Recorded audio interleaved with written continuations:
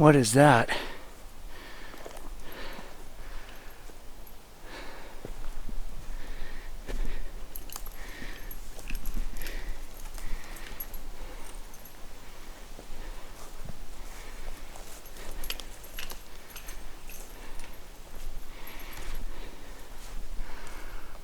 What?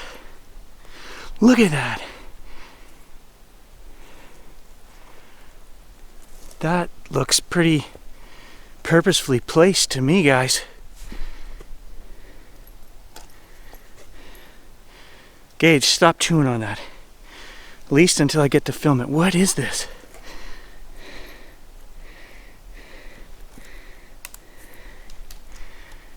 Gage, stop it. Look at this.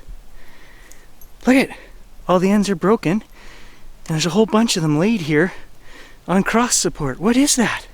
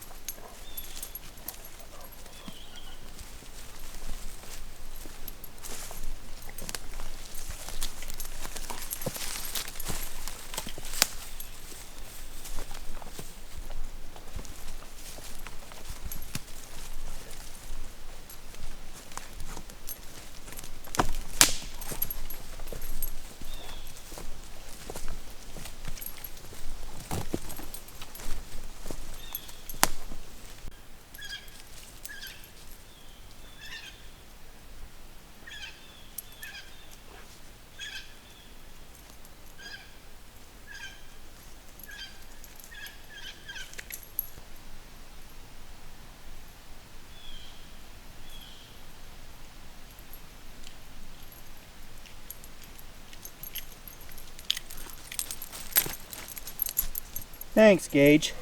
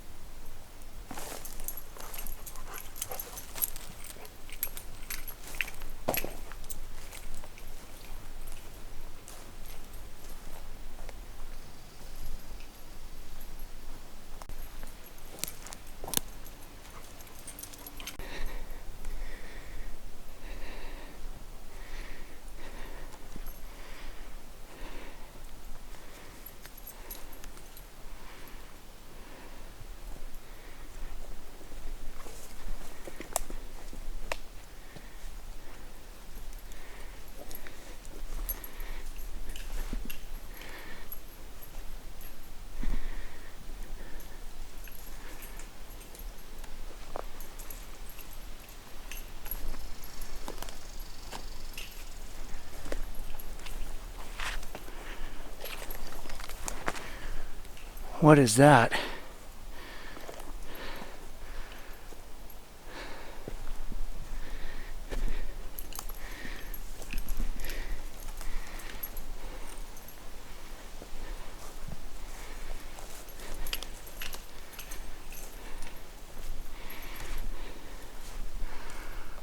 What?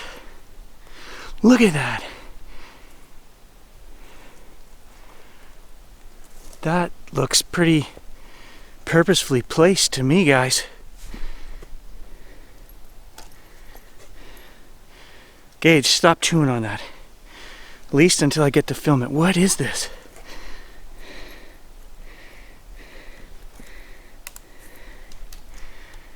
Gage, stop it. Look at this. Look at, all the ends are broken, and there's a whole bunch of them laid here on cross support. What is that?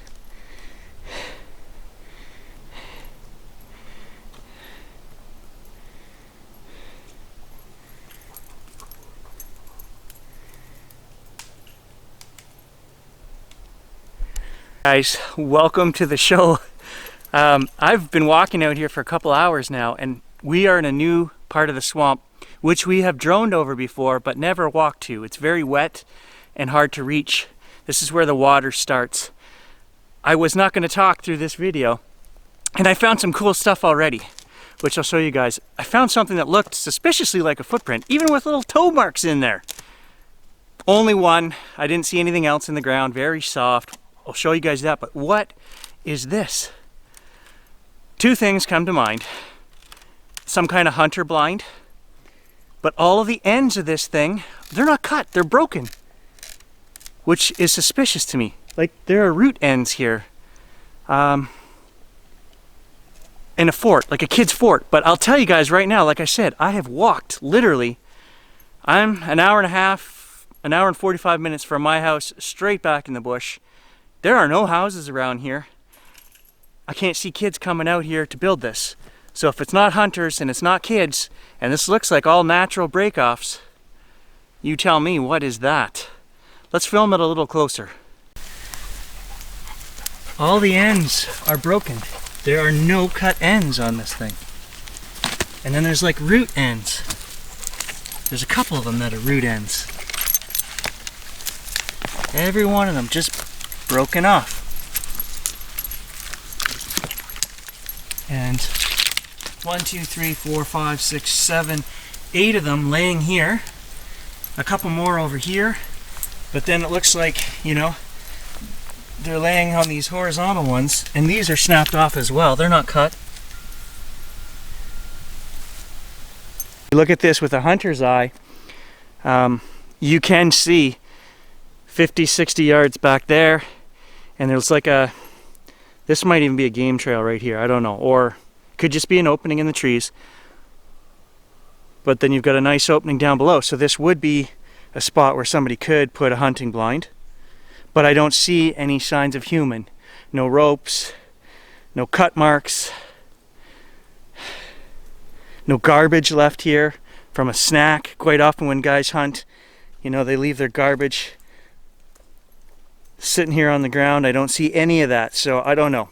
I don't know what this is. We're going to scout around here right now and just look for other signs. I've never been up here. And I don't know, maybe there's other structures. Maybe there's some signs of humans. Maybe this is somebody's hunting spot. Let's find out.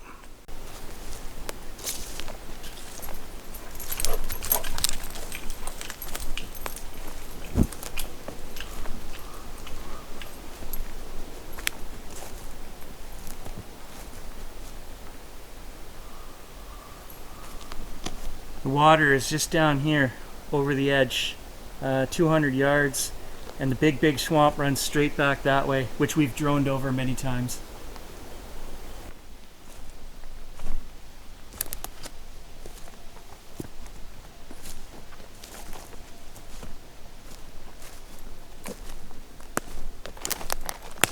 Gage, come here. I know what you found. He's got a bone, guys. Let's take a look at this. He drug it over here. What is this? Stay. You stay there.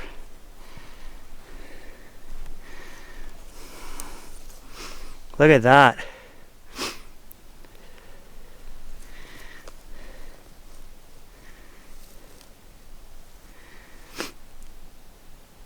Deer leg bone.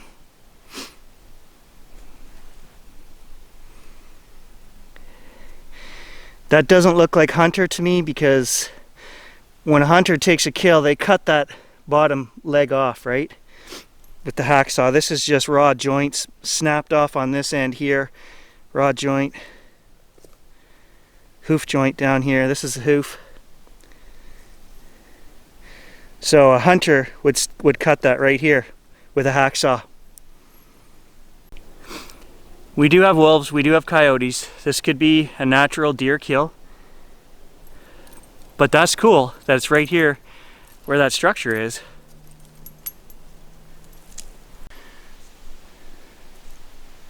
He's being very good. He's leaving the bones alone, which normally he doesn't do.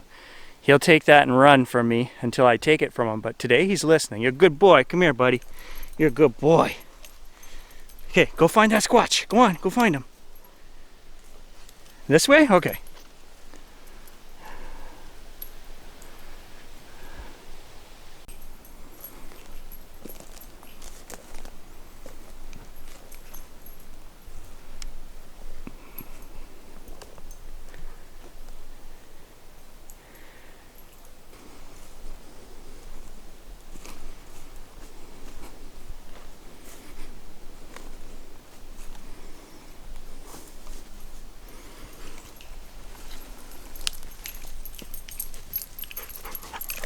I don't know, guys. If I were going to build a hunting blind up here, I showed you the game trail, which is just down here 40 yards. You wouldn't be able to shoot that far with a bow.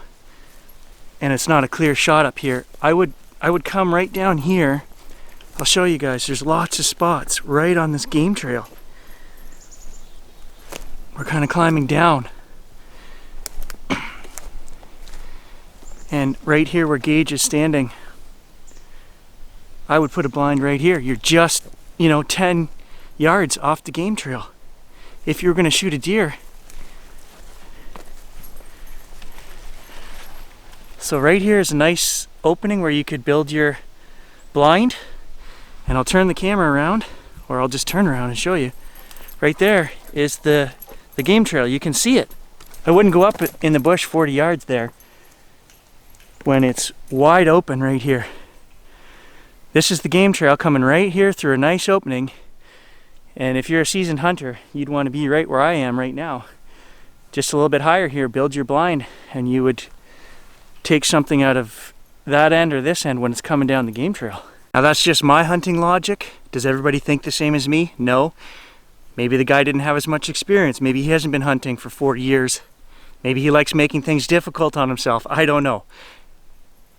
Is that a hunter blind? Could be. I don't think it's a kid's fort.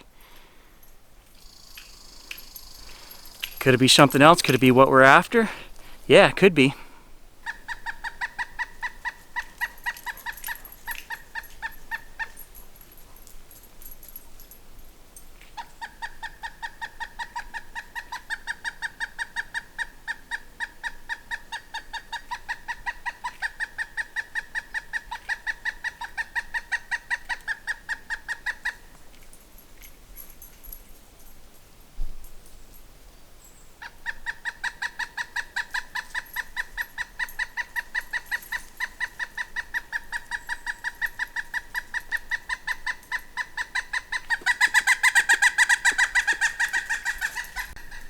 Strange. The pileated woodpecker, he's flying all around me. He doesn't like me being here. So we're actually far enough back in the swamp, guys. I've pulled out the GPS because I want to get home as quick as I can, and I'm not turned around, but you will zigzag through this heavy stuff and you might add another mile onto your walk. So we're going to use the GPS to get out of here. I'm hot and I'm tired. Just got a tip for you guys from 30 years of hunting, right? Always tie your GPS off. Same thing with knives. Even if you have it in a sheath, if you have a knife in a sheath here, I always have a string tying my knife into my sheath like a latch over, because I've lost more knives, I've lost more equipment, guys. So I always, even if I'm carrying that in my pocket, I tie it off so that there's zero chance of me losing it. Maybe this guy's paranoid, but I've been lost in the woods twice in my life, like really lost for hours. So I always carry, today I'm not, so I shouldn't say always. I usually carry a compass with me, some deer scat right here, and my GPS for two reasons. You never know. My GPS is old. It's probably 9 years old. It still works great. I carry extra batteries, and I always try to rely on 2 devices just in case. And another tip, when you put your GPS or your compass in your pack sack, put it inside a pocket inside the pack sack. That way, if your pack gets ripped, it takes more than one rip to lose that essential piece of gear. So in my pack sack, for example, in the middle, there's a pocket that has a Velcro latch. I put my compass and I put my GPS in there. So even if the outside of my pack gets caught on something and tears, the stuff isn't going to fall out the bottom of the pack, right?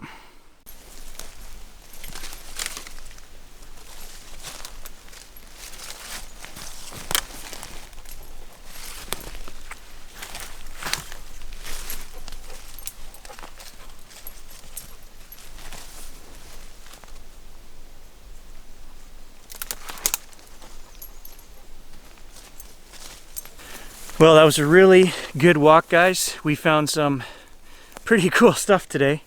Gage can't say that I didn't take him on a nice long hike today. That was almost 3 hours. I did put out 2 more trail cameras. Not that far because it's a long hike to get in there, but maybe we should start thinking about expanding back into there and leaving cameras out longer, and maybe just going in once a month or something, back a little further. We're going to get the drone out here, do some more droning shortly too. So thanks for joining us, guys. As always, I ask, please scan the background, let me know if you find anything cool. Stay tuned, more adventure to come.